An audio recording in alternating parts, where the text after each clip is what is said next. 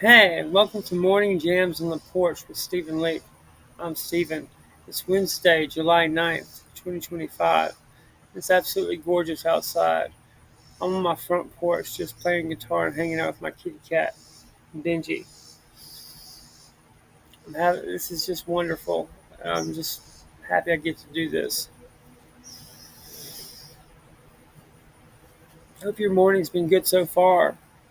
I'm going to hang out a little bit and pick on this guitar, talk about some stuff.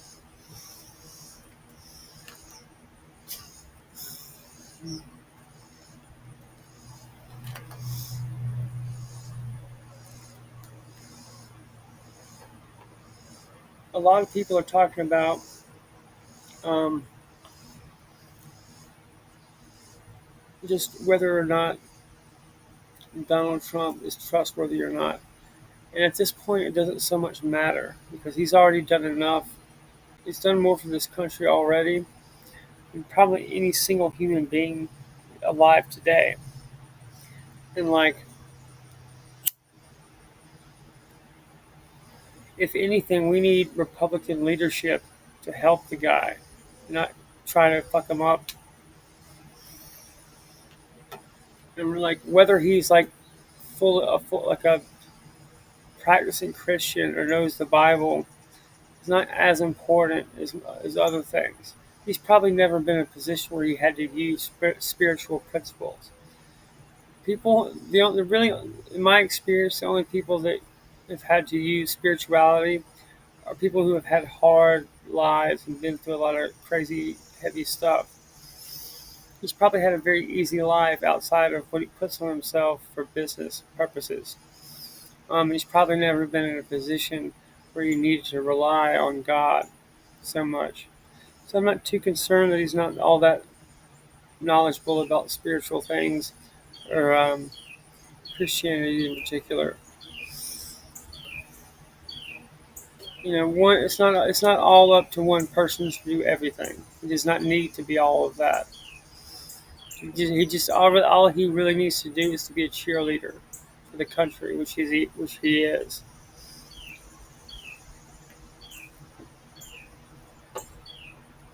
And it's up to other people to step up and like get behind him and rally behind him. Actually, that's what we need to be doing. We need to be rallying around the president.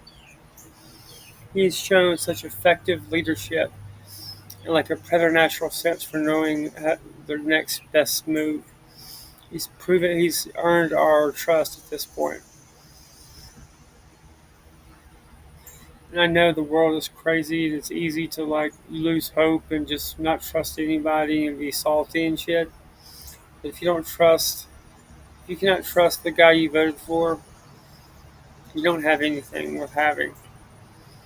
And I voted for Obama twice and got completely fooled me, and he did that to a lot of people. And I hope that's not what's happening with Donald Trump. You have to keep that. You can't rule out any possibility until it's over. You know. Let's play some music. I've been working on some blues stuff, and I said I was gonna get more into learning more, but I just simply didn't have the time the past couple of days. That's something I'm going to work on. It's so much fun to play, and I always said that if I could have fun playing it, you would probably have fun watching me.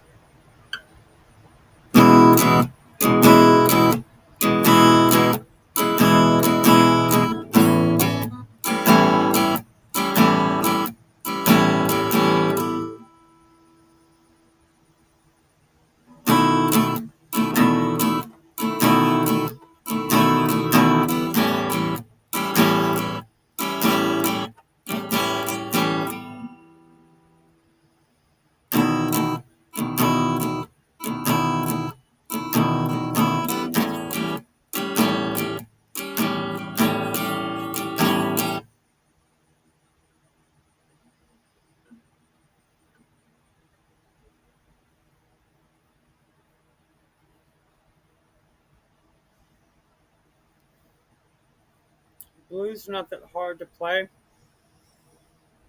compared to like lots of other things. That's kind of something that makes this unique about them. Makes it particularly fun. Is that what you understand? Like the basic template. You just go to town. That's what I'm learning right now.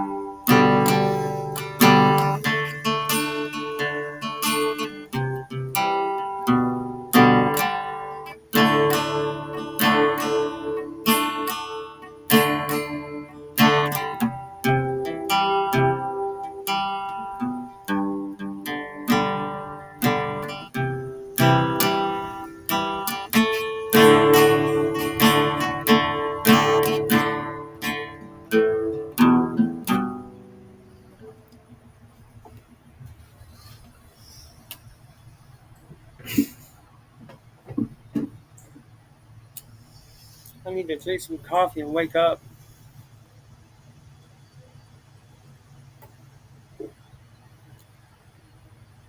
I go out for coffee a lot. Not anything, not like Starbucks or anything fancy, but just like diners and Waffle House and things like that. I just prefer that environment of like being around regular people than to like some corporate thing. That's more about who I am, what I like, and there's a server at the Huddle House in New York. It's a woman I went to school with. It's like legit, like seriously one of my dear friends, and like she's more than just like somebody who pours me coffee. I got to see her every day and hang out and watch her kid, and like we talk and shit, and like she's a legitimate friend. She gave me a $2 bill for my little niece. Like my own friends wouldn't do that. Well, I shouldn't say my own friends, but like people that like otherwise know me don't do stuff like that for me. So lots of like single guys, like perpetual bachelors, have like favorite waitresses and stuff like that, and like you know places like that almost exist because some guys just can't like have families and shit.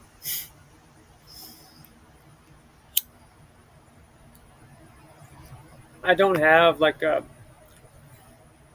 working kitchen where I live, except for my parents' house, which is close by, and like I can walk to. But it's I don't have like a kitchen in my own place, so I have to eat out 3 meals a day, or just like eat a sandwich or something. It doesn't need to be cooked, and so like I'm all the time and just around York, eating out by myself. I like it. It doesn't bother me to eat alone. I mean, I have to eat anyway. I might as well be out among people. So like I like people. I like to be around other people. You know,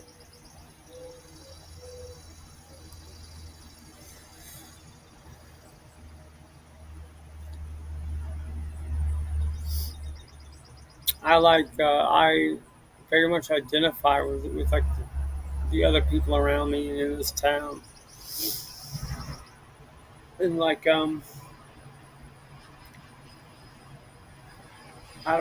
I don't feel different or like separate from it. I feel like I'm a part of it. You know, I think it's how we should feel about ourselves. And even if you don't talk to close friends all the time, or you don't have like a necessarily have a close core group of friends like it's like other people may have, or I think a lot of people are in the same situation where they may have one or two good friends, but no group that they go do stuff with all the time. I think that's normal. You always need to remember that you're not alone. You know, like you live among other people in a town that like everybody is dealing with similar issues, and you're just as much a part of that town as anybody else, regardless of what you're dealing with or what your issues, your specific stuff may be. And that's how we all, take ownership of our civic uh, circumstances. Your community is only as healthy as the people in it. It takes like being aware of other people to have a healthy city and a healthy society. And part of being human is being aware of other people's suffering and what other people are going through. And I don't say that to preach. This is stuff that I'm kind of speaking out loud so I can remind myself to do it as well. Um, it bothers me that everybody is kind of, it seems to be like it's every man for himself, and it doesn't have to be that way. And in fact, if you let it be that, we won't have a civilization for very long. If we allow our society to devolve into some kind of every man for himself, just like Hunger Games kind of shit, then we're not going to have a civilized society left for much longer. We've got to take the time. You have to disengage from your shit long enough to reach out to somebody and ask them how they're doing. Just simple things to like acknowledge the existence of other people around you. Being too busy is not an excuse. It takes 5 seconds to text somebody. And that's really all it requires. Just think when somebody crosses your mind, just take the time to text them and let them know that, that you still know they exist. It's not that complicated. You should never be so engaged or take on so much. You can't take 30 seconds out of your day to do something good for somebody else. So that person may be dealing with like serious things, and getting a text from you might mean like maybe the difference between them. Who knows? Who knows? I could save their life. So never being busy is not an excuse. That's all I'm going to say.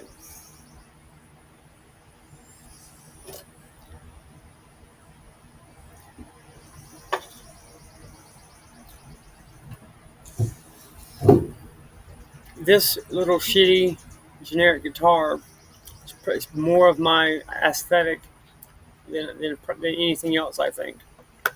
Um, if I did, I've always kind of had this fantasy about getting a Martin guitar, and I've like made it a big deal. But it's not that important because fancy, expensive guitars are not even my thing to begin with. I'm not so good at the thing that it even matters. I'm playing on a guitar that it's like generic. It's probably better. This is called American Gangster.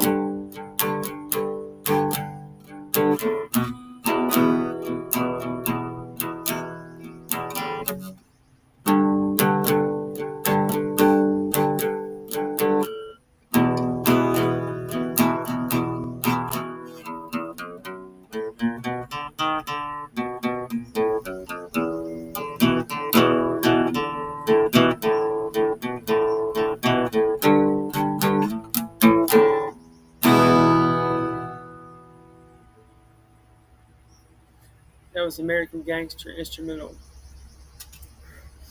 I'm still in the process of learning the lyrics to all of my stuff and learning how to like play and talk, sing, whatever at the same time. It's something I'm still actively teaching myself how to do and haven't mastered yet. So I'm still working on it. So bear with me. Whenever you see me playing here on these shows, that's just me practicing every day. Also, and I've been able to keep up and even actually get better by doing these videos of me playing, just because I do it almost every day.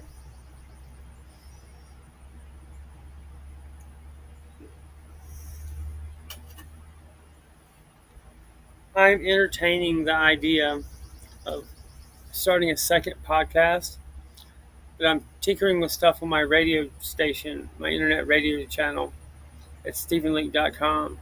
If you want to tune in and just listen to the stuff I'm experimenting with right now, I'm doing a new radio show, a 30-minute segment called The Third Man Factor. The third man factor is like a phenomenon in extreme survival situations where people who are like stranded or shipwrecked or their plane went down and they're just in an extreme survival life and death situation have all sometimes reported a presence that becomes like a guiding uh, source of comfort and guidance. It helps them get through their ordeal. And it's kind of like almost a supernatural thing. And it's called the third man factor. You can check it out. It's actually really interesting how that, and it just seems to be a function of human nature in extreme circumstances. I named that my show that because it's meant to be like a guiding force to give you inspiration and hope and practical tips on civic engagement and personal liberation and collective liberation. And all that means is just is taking small steps to be more free, like only dealing in cash, except for like Amazon, and like using a VPN, virtual private network, being more aware of your online presence and digital footprint, to where you're not just actually handing over all your data. Um, Even it can even mean homesteading or like just having a victory garden, which is something I actively encourage. You know, if you can grow your own food enough, it'll save you money and it'll be that much healthier for you. There's probably nothing wrong with going to McDonald's a couple times a month. You should not make it how you eat, how you survive like every other day. Um, it is possible to indulge in things that are bad for you occasionally, and not really affect your health. But you can't make it a habit of doing that kind of shit. I love like greasy fucking cheeseburgers, man. I love it, but I'm not gonna eat it every meal. And probably there's so much conflicting health information out there that it's hard, even if you to do right, even if you actively sought it out. You see, and along with there's just so much medical misinformation. But the more you look into it, the more you'll realize that everything that has been common known, like been commonly understood in common wisdom over the last 100 years, is like almost backwards and inverted. It's literally like, so doctors come out and say you need to be eating salad instead of you need to be eating bread and meat and eggs. And it's just backwards, and everything that doctors are saying is almost the exact opposite of what you need to be doing. And it's like if you're going to school for 8 years and you are given all this money and you can't and you're doing the exact opposite of what you're trying to do, like that's seriously kind of humbling. You need to be a little bit more humble in how you've been just completely manipulated. Like if you're in the medical profession and you're not actively warning people and talking about the dangers of the COVID vaccine after all the evidence that's come out, like you're seriously showing like psychopathic traits by not saying anything. Because you'd have to be aware if you're involved in a medical practice, the absolutely staggering numbers of people who are reporting vaccine injuries and the absolute explosion of turbo cancers and blood clots. They're not actually even blood clots, but there's no other word for it. If you can't, if you don't have the balls and the decency to face that, to face what happened, and to face what you were a part of, just get out of the way and don't say anything. But don't make it worse by continuing to practice and not saying anything or doing or change what you're doing. It's like it's not that it's immoral or that you're making money off of death. It's that you're complicit in mass murder, and there's no other way around it.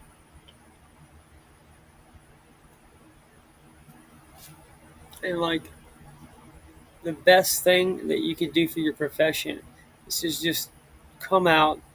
The people will forgive you if you were like manipulated by the system you're in. The American people are very forgiving and will be understanding. If you continue to just ignore shit and make it worse, it's just gonna be that's the worst possible thing you could do. And this seems to be what most doctors and nurses are doing.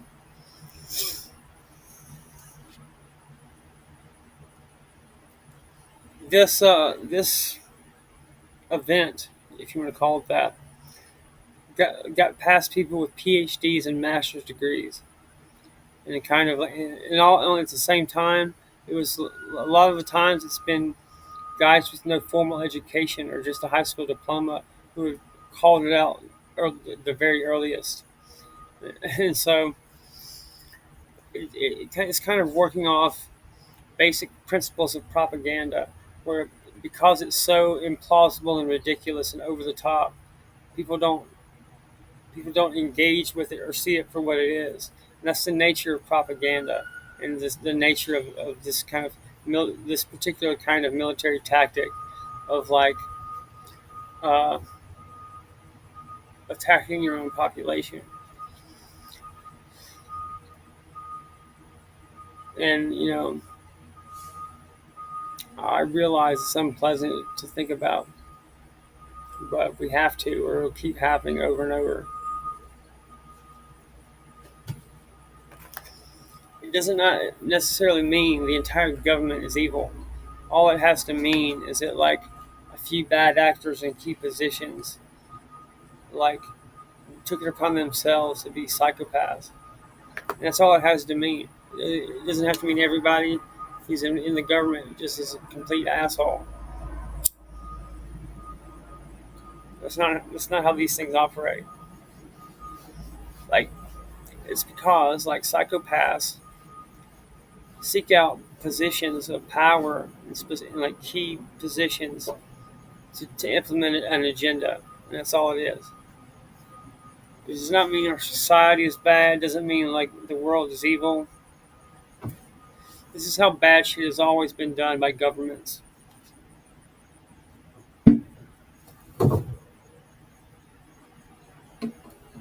I'm gonna play Spring, which is my happy song. I'm trying to cheer you up after that all that bad shit.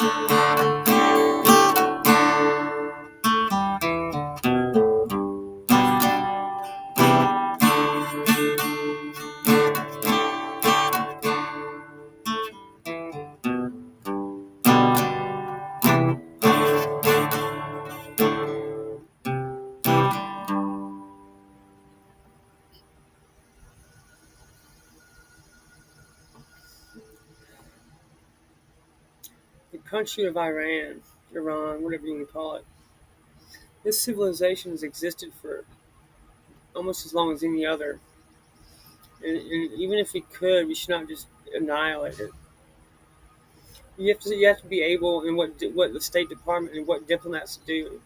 You have to be able to engage in an adversary without being a fucking savage.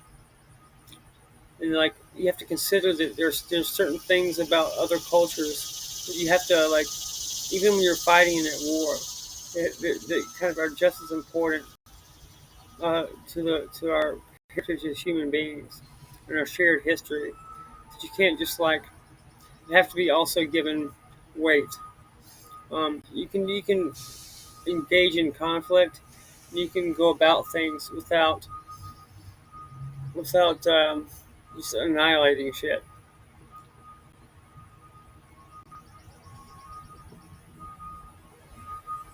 The Persians have been around forever with a distinct culture. And they're going to be around uh, after this conflict, and we're going to have to work with them once it's over. So you can't just do whatever the fuck you want when you're fighting a war or whatever. Because at some point the war ends and you have to make peace and you have to work with them. And if you start committing atrocities and start doing terrorist shit, they'll be less inclined to be cooperative with you in the future. That's just basic common sense.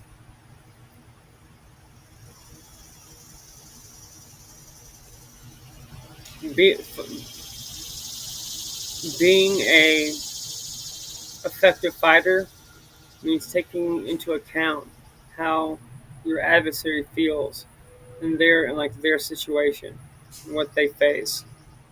And like the best thing we could do as a public is to make ourselves aware of the conditions under which the Iranians live, something about their culture and history, and instead of dehumanizing the bad guys and thinking of it like that, we need to understand our fellow human beings that we're in a conflict with, and understand it's a political thing. It's not because it's the end of the world and these people are evil or some shit like that. The only reason it's being framed as such is because Americans are known as being like apocalyptic and religious, and our enemies know that about us, and they use that against us. And that's something we also need to be aware of. Is how we are perceived in the world, and how our beliefs are being used against us.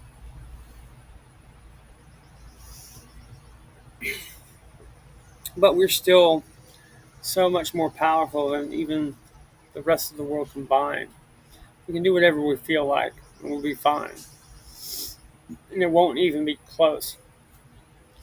Um, we're the only country that does that fights with any kind of restraint because no other country can afford to.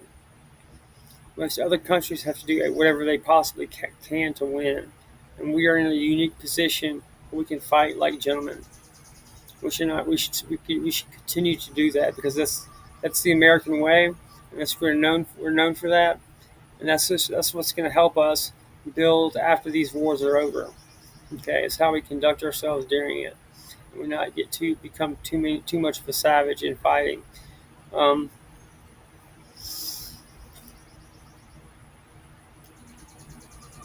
anyway, I'm having a great time hanging out with my family, playing guitar, and having my small business doing creative stuff. It's a blast, and I love it. And I'm really glad I made the decision to go down this path 20 years ago because it's finally paying off for me. I'm enjoying the hell out of it. I've been encouraging other people to do similar things, even if it's not necessarily artistic. Just being an entrepreneur and a business owner and having a small business is creative in itself. And if you can just take time to figure out what you're good at, what you enjoy doing, and then use AI and use the internet to help you in that end, it's something that almost anybody could do to at least supplement their income, if not make a living for themselves. And if you're stuck in like some dead end um, minimum wage job like I was, you need to have the courage to step out, eat peanut butter sandwiches for a few months so you can take time to think about your life. That's probably the best advice I could give you. Um, I'm going to write some new songs today and start studying more blues stuff, and then I'm just gonna have fun with it and enjoy my day. I hope you've enjoyed hanging out and listening to me. It's meant to be fun and inspiring, and you shouldn't take anything you see on the internet that too seriously. Um, and if like following social media is upsetting you or causing you anxiety, you need to take a break from it and do a digital detox, which probably you should be doing anyway.